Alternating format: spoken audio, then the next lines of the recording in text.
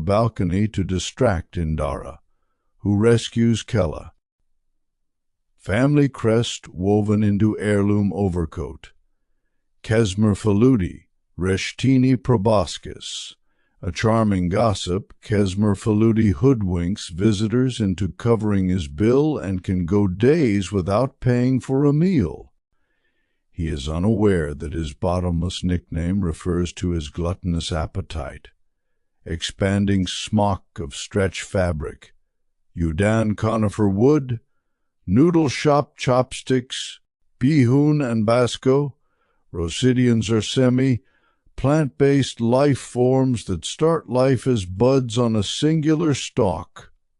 This reproduction method has led Rosidian culture to have no direct equivalence of familial or gender identities when compared to most other galactic communities. Bihun and Basco are relatives from the same stock, but are not exactly siblings. Crown of sensitive atmospheric filter organs. Basco has a friendly visage.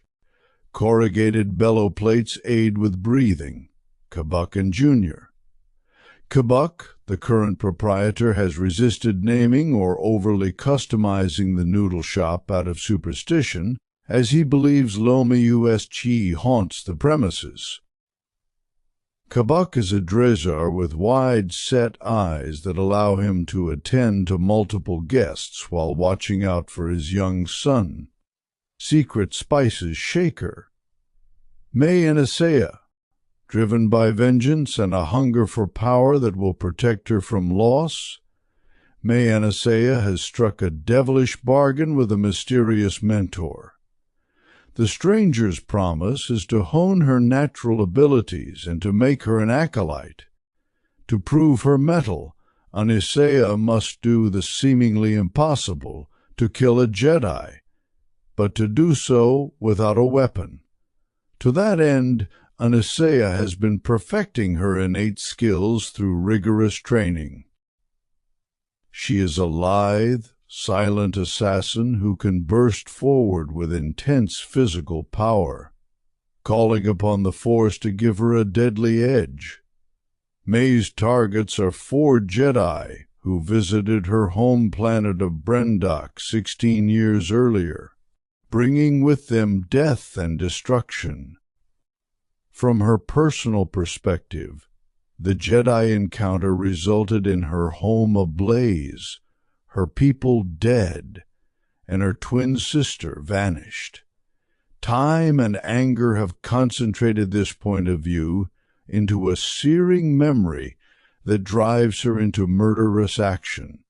She begins her vendetta on Weda, where the Jedi Master Indara is her first target.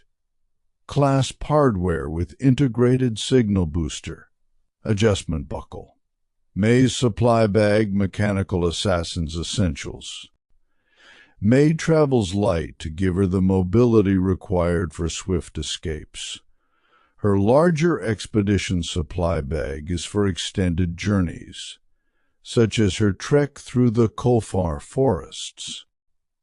The smaller satchel is an all-purpose go bag with travel basics, like Republic dataries and falsified identification. Relentless vendetta. Supernatural talents would ordinarily atrophy with age and lack of formal practice, but May has undertaken an intense regimen of focusing her rage over the past 2 years, tempering dark anger into a precisely controlled weapon. She adopts a formality as she approaches her quarry, identifying her target by name and demanding that they attack her. Tactically, she attempts to disarm them to level the advantages in combat. Weatherproof plastoid exterior. Light-gathering objective lens. Master Indara's duties on Ueda usually have her interacting with planetary leaders, local marshals, and civic representatives, to ensure that peace and fairness are kept in what can otherwise be a riotous setting.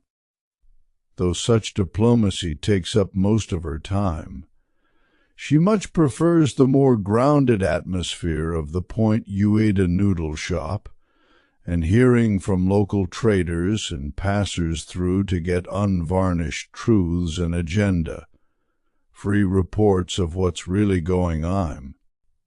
Indara has long been a Jedi of the people, undergoing a break from temple duty to spend some time as a wayseeker. For this practice, she communed with the Force and learned from the galaxy at large through face-to-face explorations of worlds and populations. Among the unique experiences this gave her was the study of various forms of martial arts. She became a pupil under several masters of other traditions. Her humble acts enriched her own appreciation of the Jedi arts. She has taken this knowledge and augmented her already impressive combat skills. Master Indara to Me Anisea. Standard Jedi Utility Belt. The Indara Lessons. Indara's wide-ranging travels to learn esoteric and exotic martial arts forms from varied masters has enriched her understanding of her connection to the Force. She has recorded summaries of her experiences in a holocron that is frequently checked out of the Jedi Temple Library by curious Padawans looking to expand their defensive skills. Chapter 1. The First Target. Life in the Corpora. A distant sector of space set aside for unrestrained commercial exploitation. The corporate sector is a fiefdom devoted to profit. A negotiated treaty with the Republic stipulates that CorpSec cannot develop on any worlds with pre-existing intelligent life. Financial growth has given the independent sector increasing political power, and its borders have grown since its original inception. Captain Blex. The Neimoidian captain of the Fallon, Blex is falling behind his revenue requirements with the quarterly deadline looming over his well-adorned head. Blex cuts corners where he can to ensure a profitable run. The interception of his ship by a Jedi vector sees credits and stock options evaporating before his eyes. Fact file. Captain Blex desperately desires promotion onto a larger class of ship with more profitable hauls. A stress ulcer irritating Blex's lung pods leads to frequent exasperated sighs. Silver-trimmed denote. Chief Officer Quaya, an ambitious Neimoidian merchant fleet officer, Quaya is disappointed by Blex's lack of foresight and strategy. She helps to cover his missteps until she can secure promotion or a transfer to a different vessel. Posture for secret gestural Pak language. To what do we owe the pleasure of Jedi presence on our humble ship? Captain Blex de Yordfand. Key corporate sector signatories. The corporate sector sprang from the efforts of the Galactic Corporate